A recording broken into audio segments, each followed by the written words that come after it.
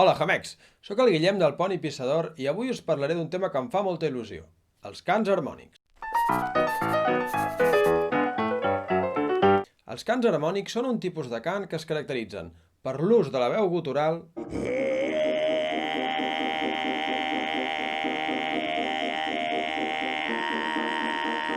i per l'amplificació dels harmònics. Podem trobar exemples arreu del món. El canto tenore de Sardenya,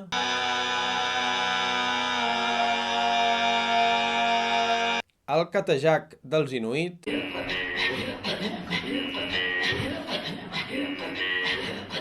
els cants del monestir de Gyuto,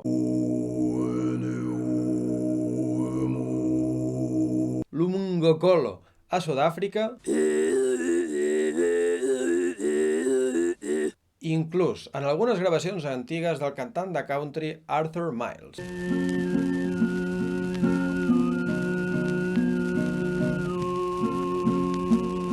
Avui, però, parlarem del Humei, el cant harmònic del centre d'Àsia.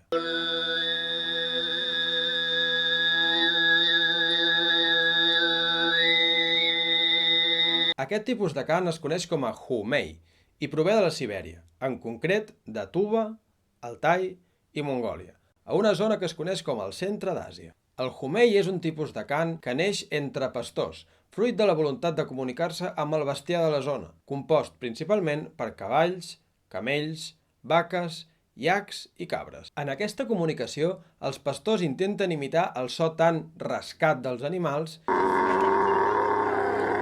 i per fer-ho comencen a projectar la veu des del coll,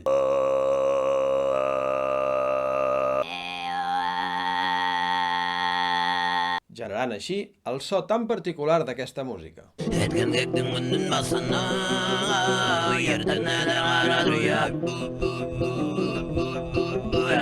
Aquesta veu es coneix com a horekter i té una característica molt important.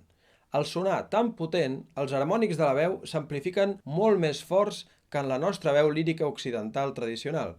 Això porta els pastors a adonar-se que, si canten fent servir aquesta veu i mouen els llavis i la llengua, s'amplifiquen unes freqüències i uns sons molt aguts coneguts com a harmònics.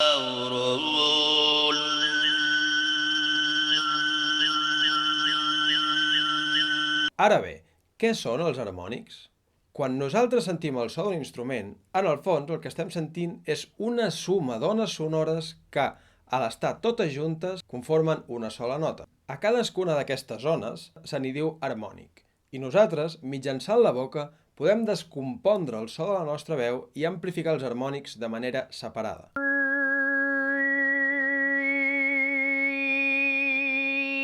Un petit aclariment. Els harmònics es poden amplificar tant amb la nostra veu normal o lírica de tota la vida com en la veu gutural. Senzillament, en la veu gutural, els harmònics sonen molt més potents. D'aquí neix la diferència entre els cants tubinians o Humei, que són els que fan servir la veu gutural,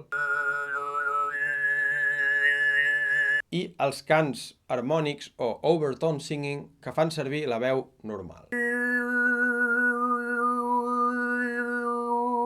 Un cop els cantants descobreixen que podem amplificar els harmònics de la veu, se n'adonen d'una cosa molt curiosa. Els harmònics fan una escala major.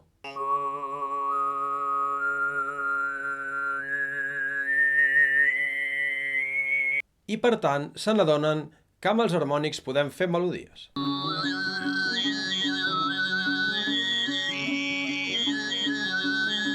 Ara bé, normalment, quan cantem una cançó, és la nostra veu la que va canviant les notes per dibuixar la melodia. Per exemple, si volguéssim cantar el gegant del Pi, normalment seria la nostra veu la que faria la melodia, i cantaríem. En canvi, en els cants harmònics, la meva veu es quedaria quieta en la nota fonamental i serien els harmònics els que dibuixarien la melodia. Ara bé, els cants harmònics del centre d'Àsia tenen una dimensió espiritual que hem de tenir en compte. No es tracta únicament de fer melodies pel propi gust de que sonin bé, sinó que amb les melodies i amb la manera de cantar els harmònics es busca relacionar-se amb la naturalesa. Com hem dit, és un cant que neix de la relació i de la comunicació amb l'entorn, amb els animals i amb la natura. Per això, la manera de cantar està totalment condicionada per quin so de la naturalesa volem imitar i amb què ens volem comunicar. En funció d'això, es generaran el que coneixem com a estils de cant harmònic. Per exemple, el seguit o xiulet és un cant que amplifica els harmònics més aguts de la veu i de la manera més potent possible per imitar el so dels ocells.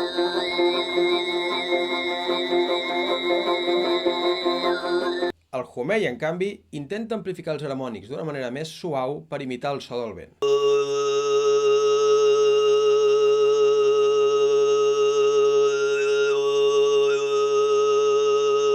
La diferència és sutil, però segur que si us hi fixeu podreu notar-la.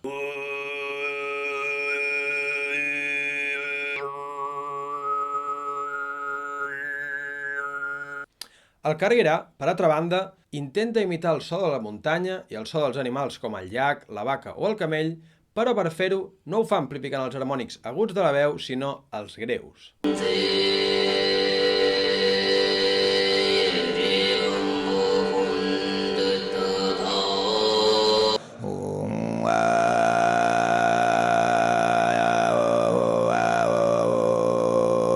Un altre estil de cant harmònic és el Vorban Nadir, que mitjançant un moviment molt ràpid dels harmònics intenta imitar el so de l'aigua baixant per un riu.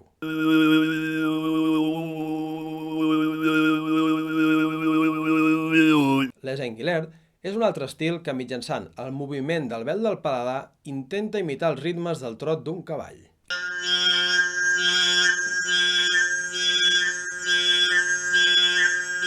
El xilandic és un altre estil de cant harmònic que el que fa és combinar els harmònics greus de la veu amb els harmònics més aguts de la veu per imitar el so d'un grill.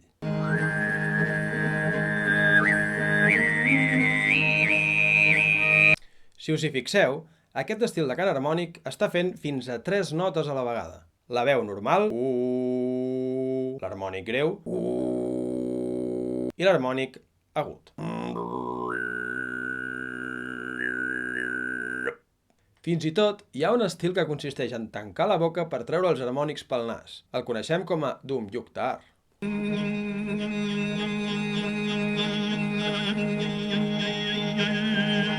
També podem veure la relació amb la naturalesa en les pròpies cançons. Si us hi fixeu, la música de tuba tot sovint té un ritme que ens recorda el trot d'un cavall.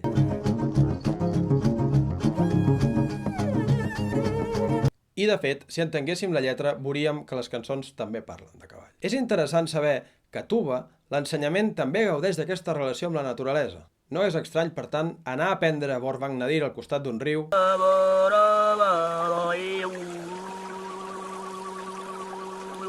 o anar a fer una volta amb cavall per aprendre Enguilert.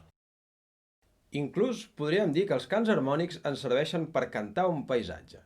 Si us hi fixeu, quan mireu a l'horitzó, les línies de l'horitzó pugen i baixen, sobretot si estem en una zona de muntanyes, com a tuba. Amb la melodia podem fer exactament el mateix. Quan la línia de l'horitzó puja, la melodia puja. Quan la línia de l'horitzó baixa, la línia baixa.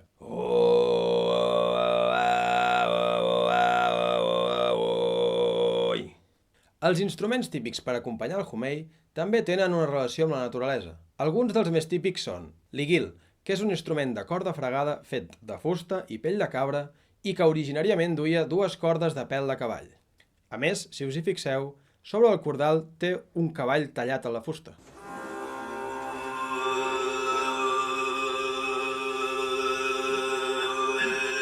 El bisanci és un altre instrument de corda fregada fet de fusta i pell, però que s'acostuma a utilitzar per fer les melodies que canta la veu.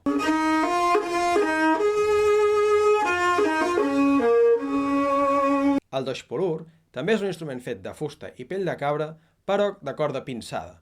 S'acostuma a utilitzar per fer el ritme de cavall tan propi de la música de tuba.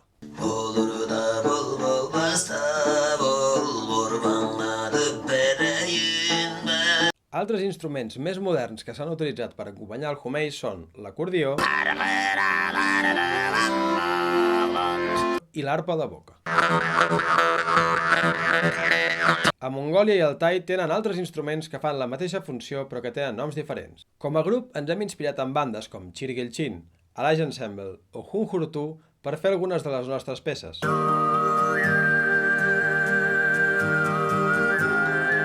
Daglarim és una cançó tradicional tubana que hem inclòs en el nostre segon àlbum Matricular una galera. Hem usat elements d'altres músiques tradicionals per fer un arranjament propi. Si us hi fixeu, podeu veure que té una gran quantitat d'instruments de corda fregada que són guils i violins, tot inspirant-nos amb sonoritats com aquesta.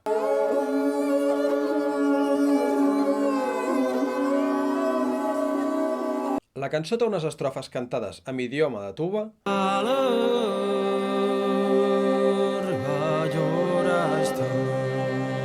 i unes tornades on faig servir l'estil de cant siquit.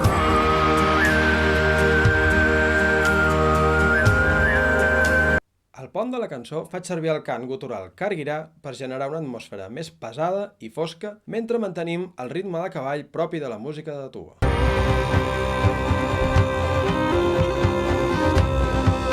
Fins i tot, al final del pont, el Kargira se'n va cap a notes molt agudes, tot imitant la sonoritat pròpia dels cants harmònics mongols.